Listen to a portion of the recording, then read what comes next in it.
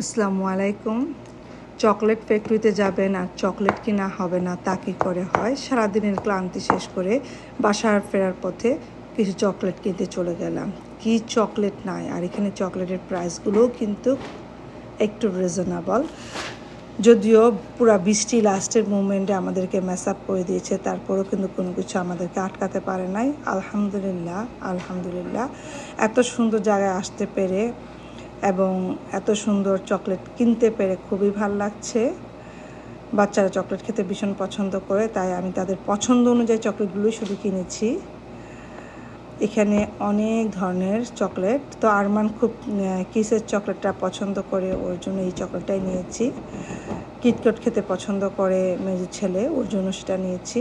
তো যাই হোক, দেখেই শান্তি। সবজি নিতে হবে তেমন কথা নাই, মাশাআল্লাহ। এটার কুল কিরানা নাই, এত বিশাল বড় স্টোর, মানে নিজে না গেলে আসলে বোঝাই যায় না।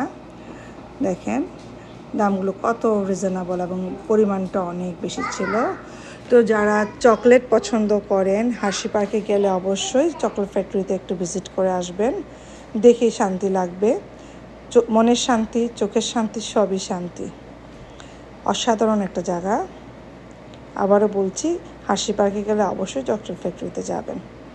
আমার তো ভীষণ ভালো লেগেছে, আশা করি আপনাদেরও ভালো লাগবে। এক একটা এক এক রকম প্রাইস।